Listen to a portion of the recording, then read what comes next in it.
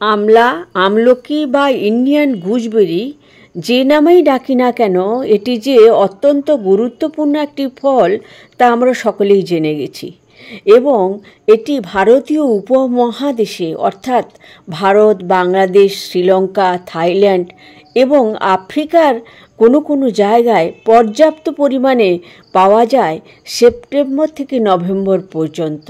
এবং আয়ুর্বেদ শাস্ত্র এটিকে মাদার অফ ফ্রুটস বলে আখ্যাত করেছে। কিন্তু খাওয়ার পদ্ধতি নিয়ে আমাদের অনেকের মধ্যে সংশয় আছে, কারণ এই টক টক কষায় ফলটি ভিটামিন সিতে ভরপুর। ভিটামিন সি একটি অত্যন্ত গুরুত্বপূর্ণ অ্যান্টিঅক্সিডেন্ট এবং তা তাপে নষ্ট হয়ে যায়। কাঁচা ফল সবথেকে ভালো, অনস্বীকার্য, কিন্তু গবেষণায় দেখা গেছে যদি আমরা স্টিম করে খাই, সেদ্ধ পিঠে বা মোমোর মতো, তাহলে 15 to 25% ভিটামিন সি নষ্ট হয়। কিন্তু আমরা যদি সেদ্ধ জলে ফুটিয়ে খাই তাহলে 25 থেকে 50% নষ্ট হয়ে যায়। এবং যদি আমরা মোরব্বা বানিয়ে আচার বানিয়ে খাই তাহলে অনেকটাই ভিটামিন সি নষ্ট হয়ে যায়। রোদে শুকিয়ে যদি খাই তাহলে কিন্তু মোটামুটি ভিটামিন সি অক্ষত অবস্থায় থাকে। তবে মজার কথা হলো, অ্যান্টিঅক্সিডেন্ট রূপে ভিটামিন সি না এর মধ্যে থাকা পলিফেনলের গ্রুপ, যা এলাজিটানিন নামে অভিহিত, এবং kaempferol, gallic acid, ellagic acid ইত্যাদি অ্যালকালয়েডগুলো অ্যান্টিঅক্সিডেন্ট রূপে কাজ করে কিনা তা নিয়ে মতভেদ রয়েছে। এখন আমরা জেনে নিই এই দুটো জিনিস ছাড়া আর কি কি আছে এই ফলটিতে। ভিটামিন এ আছে, বি কমপ্লেক্স আছে, ক্যালসিয়াম আছে, পটাশিয়াম আছে, ফসফরাস আছে, আয়রন আছে, ক্রোমিয়াম আছে এবং প্রচুর পরিমাণে ফাইবার রয়েছে, আর আছে কিছু মাত্র প্রোটিন। এখন আমরা এর উপকারিতাগুলো এবং কতটা খাবো, কিভাবে খাবো এবং কারা খাবেন না জেনে নিয়ে আসুন। যেভাবেই হোক আমরা দুটো আমলকির বেশি খাবো না। আমলকি দুটোর বীজ ফেলে দিয়ে পেস্ট করে তার সঙ্গে 1 ইঞ্চি পরিমাণ আদা ও পেস্ট করে তার থেকে ছেঁকে আমরা যে রসটা পাবো তা গোলমরিচের গুঁড়ো দিয়ে এবং সামান্য জল মিশিয়ে আমরা খেতে পারি। এবং তাতে কি কি উপকার পাবো? হজমের যাবতীয় সমস্যা দূর হবে, ফাইবার সমৃদ্ধ হওয়ায় কোষ্ঠকাঠিন্যও চলে যাবে, এমনকি পেপটিক আলসারের মতো সমস্যাও দূর করতে সক্ষম এই ফলটি। মেটাবলিক ডিসঅর্ডার, যার মধ্যে ডায়াবেটিস, হার্টের রোগ, লিভারের রোগ ইত্যাদি সবগুলোই আরোগ্য করতে সক্ষম এই ফলটির রস বা আমলা জুস বলে খ্যাত। কিন্তু আমরা বাজারের আমলার রস খাবো না, এই কারণে ওটিতে নানা রকম প্রিজারভেটিভস এবং সুগার মিশ্রিত থাকে। জন্ডিস রোগেও এটি খুব ভালো কাজ দেয়।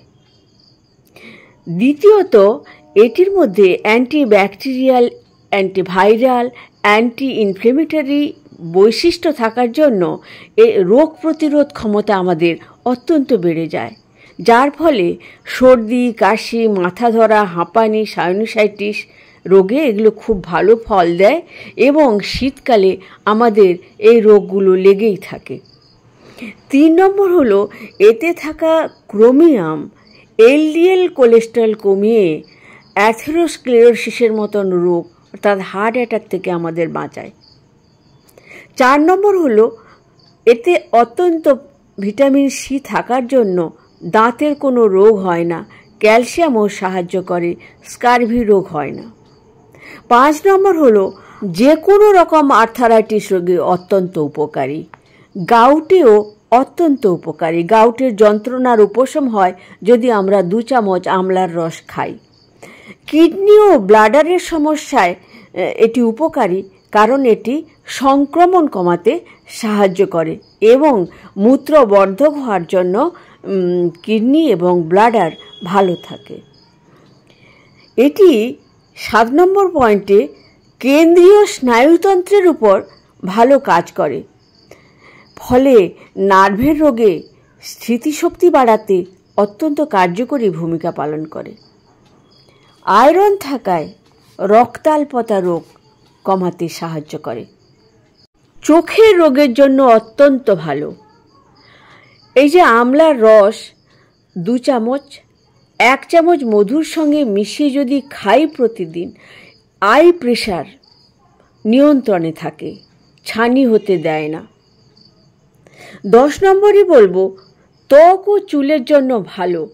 এতে থাকা প্রোটিন ও ভিটামিন সি কোলাজেন তৈরিতে সাহায্য করে। কোলাজেন যেমন আমাদের আর্থ্রাইটিস রোগে সাহায্য করে, তেমনি আমাদের ত্বক ও চুল ভালো রাখতেও সাহায্য করে। এতে থাকা প্রোটিন কোষ গঠনে এবং মাংসপেশির সংরক্ষণে সাহায্য করে। এছাড়া রয়েছে আরও অনেক উপকারিতা। কাঁচা রস খাওয়াই ভালো, কিন্তু আমরা যদি স্টিম করে তাকে পেস্ট করে খাই, ফাইবারটাও পেতে পারি এবং সেটিও উপকারী। এবং রোদে বিট নুন বা পিঙ্ক সল্ট দিয়ে যদি শুকিয়ে নিয়ে খাই, তাহলেও একই রকম ফল পাবো আমরা। শুকিয়ে সারা বছরের জন্য সংরক্ষণও করতে পারি আমরা। কারা সতর্ক থাকবেন? যাদের খুব অ্যাসিডিটি হয় তারা কাঁচা রস খাবেন না বা দুপুরের দিকে খাওয়ার চেষ্টা করবেন। কিডনি রোগীরা একটু সংযতভাবে খাবেন, এই কারণ অত্যন্ত বেশি পটাশিয়াম ফসফরাস আছে, যেটা সামান্য পরিমাণ খেলে কিডনি রোগের জন্য ভালো, কিন্তু বেশি পরিমাণ খেলে কিন্তু কিডনি এবং ব্লাডার উল্টো কাজ করতে পারে, খারাপ হবে। যারা হার্টের ওষুধ খান, ডায়াবেটিসের ওষুধ খান, তারা অবশ্যই ডাক্তারবাবুর সঙ্গে পরামর্শ করবেন। যাদের লো ব্লাড প্রেশার রয়েছে তারা খাবেন না এই জুস, কারণ ব্লাড প্রেশার আরও কমে যেতে পারে।